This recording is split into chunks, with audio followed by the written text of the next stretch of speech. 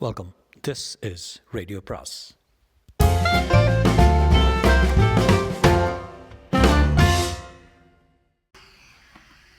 அனைவருக்கும் அன்பு வணக்கம்.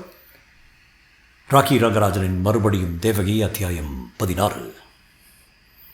பொன்னடி சர்க்கரையை மேலும் கீழுமாக ஆராய்ந்தான். குடிபோதையில் இருப்பவர் தன் எஜமானரா அல்லது இந்த பம்பாய் பேர் வழியா என்று அவனுக்கு தெரியவில்லை. பிறக்காத குழந்தையா என்று திகைப்புடன் சர்க்கரையை கேட்டுவிட்டு கலிவரதனை பார்த்தான். அவனுக்கு ஏதாவது புரிந்திருக்குமா என்று.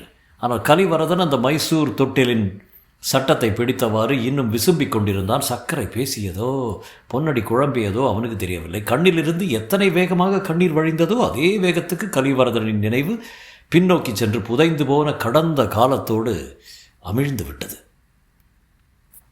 முதல்ல போதையை தெளிவிக்கிறோம், கையை பிடிச்சு கிணற்றடிக்கு அழைச்சி போவோம் என்று சர்க்கரை கூறி கலிவரதனை பொன்னடியின் துணையுடன் எழுப்பினான். அது அவ்வளவு எளிதான வேலையாக இருக்கவில்லை. பிரியமுள்ள மனைவியே பிரிந்து வருகிறவன் போல அழுது புலம்பி ஆர்ப்பாட்டம் செய்து கொண்டே வந்தான். ஆனால் கிணற்றடியில் சில்லென்ற பச்சை தண்ணீர் ஒரு வாளி அவன் தலையில் கொட்டப்பட்டதுமே பாதி போதை தெளிந்து விட்டது. அடுத்த 3 வாளி தண்ணீர் அவனை முற்றும் குணப்படுத்தி விட்டது. என்ன செய்கிறீங்க என்று கோபிக்கவும் முற்பட்டான். உடம்பை துவட்டி கொள்ளவும் உடை மாற்றிக்கொள்ளவும் அவனுக்கு அவகாசம் தந்தபின் சர்க்கரை தன்னை அறிமுகப்படுத்தி கொண்டான். ஆனால் பொன்னடியும் நானும் ஒரு முக்கியமான அலுவலில் ஈடுபட்டிருக்கோம். உங்கள் மனைவியான தேவகியின் மறுபிறவி என்ற அம்பிகா என்னொரு பெண்ணு சொல்லிக்கொண்டு திரையிறாள். அதை அப்பட்டமான புரட்டு என்று நிரூபிக்க போகிறோம் என்று சர்க்கரை கூறியதும் கலிவரதன் அடங்கியிருந்த சினம் அதிகரித்து விட்டது. ஆளா புரட்டுக்காரியா? கிடையவே கிடையாது. அவள் தான் தேவகி. இங்கே தோட்டத்தில் புதைச்சி வைத்திருந்த நகைகள் எல்லாம் கூட கண்டுபிடிச்சு எடுத்து போயிருக்கிறாளே, வேறு எப்படி? தேவகி இல்லாவிட்டால் அவளுக்கு எப்படி இந்த இடம் தெரிந்திருக்க முடியும் என்று கலிவரதன் சீறினான். பொன்னடி பரிதாபமாக சர்க்கரையை பார்த்தான். நான் செய்த குழப்பம் அது என்று மன்னிப்பு கேட்டது அவன் பார்வை. சர்க்கரை வழக்கம் போல சமாளித்து கொண்டு தன் கற்பனை குதிரையை தட்டிவிட்டான். அம்பிகாவா நகைகளை வைத்திருக்கிறாளா என்று கடகடவென்று சிரித்தான். காலேஜ் ஃபீஸை கட்ட கூட முடியாமல் அவள் லாட்ரி அடிக்கிறது எனக்குலாம் தெரியும். நேற்று கூட அந்த அம்பிகாவின் செத்தி என் அத்தையிடம் பிரின்சிபால் தர்மு சிவராஜிடம் வந்து அழுதுட்டு இருந்தா. ஆகவே அவள் உங்கள் தோட்டத்துக்கு ரகசியமாக பள்ளம் பறித்தது உண்மையோ என்னவோ, பைசா கூட அவர்கள் கைக்கு கிடைக்கலன்னு மட்டும் சத்தியம் செய்யக்கூடிய உண்மை. கடவுளே என்று பெருமூச்சு விட்ட வண்ணம் நாற்காலில் தொப்பென்று விழுந்து இரு கைகளாலும் கிராப்பை சிக்கன பற்றி கொண்டான் கலிவரதன். அப்போது அந்த பாஜி லட்சாதிபதியை காண நேரிடும் எவருக்கும் பரிதாபம் ஊற்றென சுரந்திருக்கும். பின் அந்த அம்பிகா யாரு? என்னுடைய பழைய வாழ்க்கையில் குறுக்கிடுவதால் இவளுக்கு என்ன லாபம் கிடைக்க போது? அரற்றலானான் அவன். சர்க்கரை மெல்ல நகைத்தான். கலைவரதன், ஆண்டவனுக்கு ஒருவனை தவிர மற்ற அனைத்து எந்த சக்தியில் உந்தப்படுகிறது? பணம். அதே தான் அம்பிகாவையும் ஆட்டி படைக்குது. பணமா? வெறுப்புடன் சிரித்தான் கலிவரதன். கழுத்து மட்டும் கடனில் அழுந்தி இருக்கிறவன் இந்த கலிவரதங்கிறது சென்னை நகரம் மொத்தமும் அறிந்த உண்மையாயிற்ற. சுருக்கம்தான் அறிவின் ஆன்மா என்றார் ஷேக்ஸ்பியர். ஆகவே சுருக்கமாகவே சொல்கிறேன் என்று கூறி தொடங்கினான் சர்க்கரை. ஏன் ஊகம் இது? இறந்து போன தேவகி லட்சக்கணக்கான ரூபாய் பெருமானம் உள்ள நகைகளை உங்களிடம் தராமல் எங்கோ மறைச்சு விட்டு இறந்து போயிட்டான் என்பது எல்லாருக்கும் தெரியும். அல்லது இந்த தோட்டத்துக்கு பிக்னிக் வந்தபோது யாராவது அம்பிகாவிடம் சொல்லியிருக்கலாம் அதை பற்றி. உடனே அந்த தேவகி போல் வேடம் போட்டால் உங்கள் அறிமுகத்தையும் நட்பையும் பெறலாம்.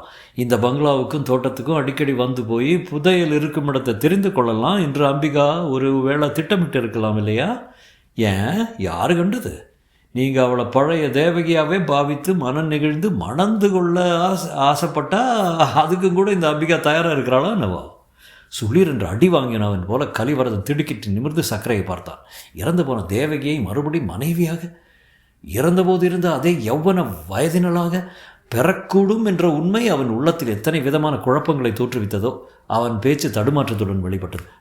பின்ன அவள் தேவகியாக இருந்தபோது நடந்ததெல்லாம் சொல்கிறாள, முன்ஜன்மத்து விஷயங்களை எப்படி அவள் பேசுகிறா?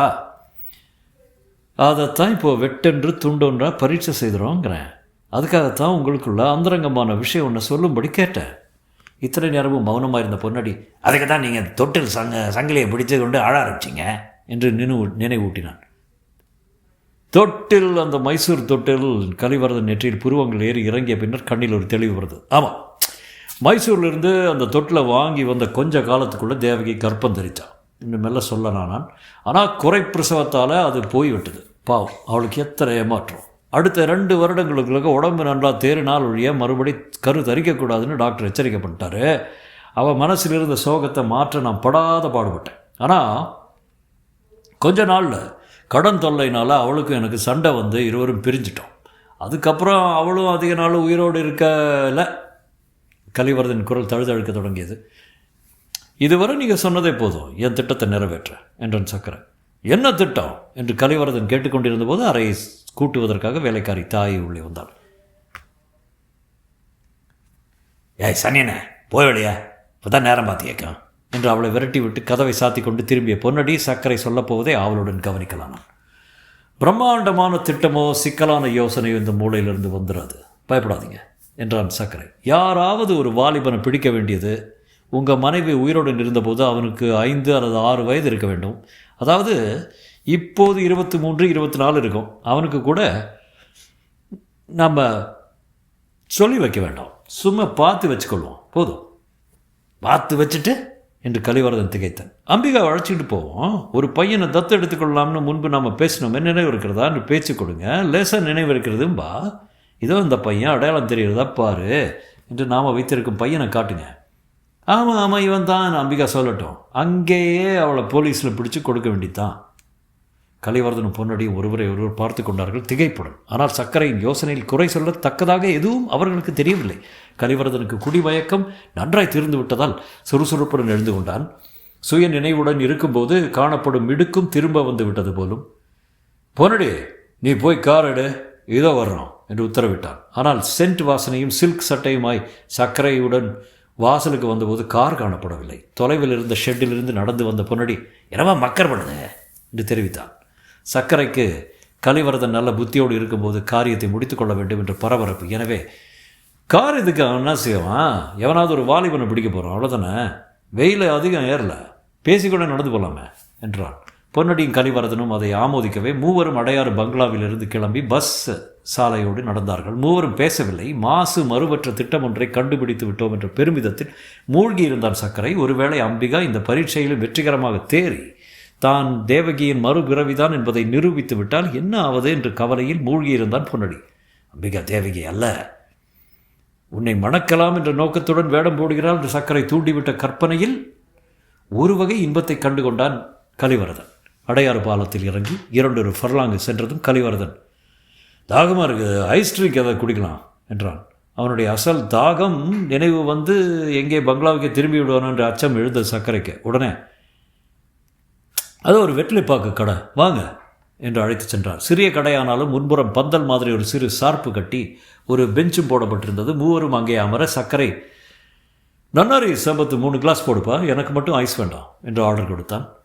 வணக்கம் சார் என்று கடைக்காரன் கலிவர்தனுக்கு வணக்கம் தெரிவித்த போது மூவர் பார்வையும் அவன் பக்கம் சென்றது. அந்த வட்டத்தில் பிரபலமான பணக்காரனாகாதலாலும் சமீபத்தில் தினசரியில் அடிபட்ட செய்திக்கு நாயகன் ஆதலாலும் கலிவர்தனை அவன் தெரிந்து வைத்திருந்தான் போலும். எஜமான அடிக்கடி பார்த்துருக்கேன் என்று புரிசிறுவுடன் கூறிவிட்டு சர்பத் தயாரிக்க தொடங்கினான். மூவரின் பார்வையும் ஒன்றோடொன்று கலந்தன. முதல் வியப்பும் பிறகு சம்மதமும் கூறிக்கொண்டன. கடைக்கார வாலிபன் அவர்கள் தேடிய பிராயத்தவனாக இருந்ததை காரணம். நியாயம் எங்கள் கட்சியில் இருக்கிறது, ஆகவே கடவுள் எங்களை சிநேகம் பண்ணிக்கொள்கிறார் என்ற ஆங்கில கவிஞரின் வாக்கு அவன் நினைவுக்கு வந்தது. சர்பத் கிளாஸை வாங்கி கொண்ட சக்கரை, நாளை காலையில் இங்கே இருப்பியா நீ, இல்லை வேறு எங்கேயாவது அலுவலுக்கு போயிடுவியா என்று அவனை விசாரித்தான்.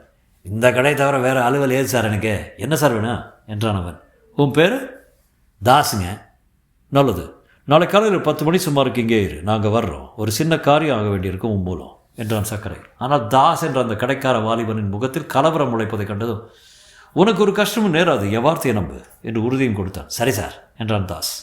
மறுநாள் காலை 7 மணிக்கு திருவல்லிக்கேரியில் தெற்கு கோடியில் இருந்த அம்பிகாவின் வீட்டை அடைந்தபோது சக்கரைக்கு ஒரு ஆச்சரியம் காத்திருந்தது. அப்போதுதான் அங்கிருந்து புறப்பட்டு போய் கொண்டிருந்தான் சூரி.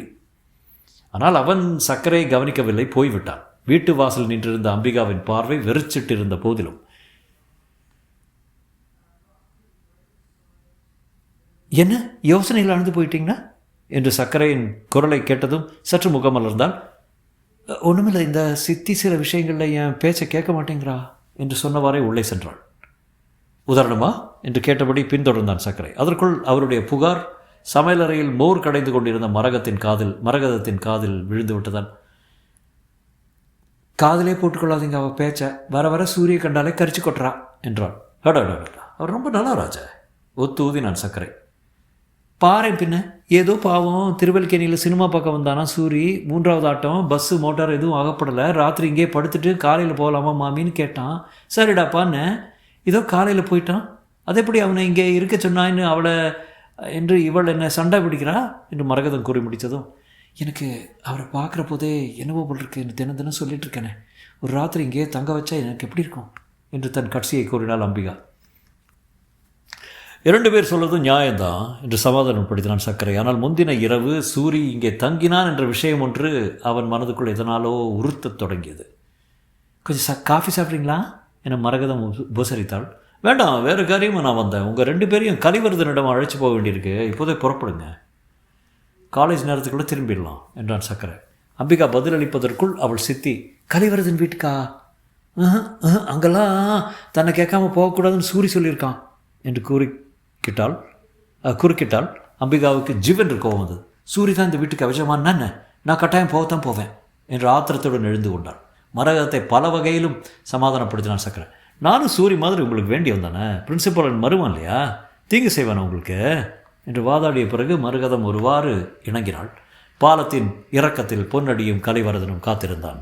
அவர்கள் மூவரும் சென்றபோது கலிவரதன் போதையில் இருக்கவில்லை, நல்ல வேளையாக. ஆனால் அம்பிகாவைத்தான் ஒரு விதமான மயக்கம் ஆட்கொள்ளத் தொடங்கியது. தூக்கத்தில் நடப்பவளைப் போல அவள் விழிகள் பாதி மூடியும் பாதி திறந்தும் செருகிக் கொண்டன. பேச்சு சற்று குழநிறாற் போல ஆயிற்று. வேறொரு உலகத்தில் அவள் நுழைந்து கொண்டிருக்கிறாள் என்பதை அவளுடைய தள்ளாடிய நடை தெரிவித்தது. தொடரும்.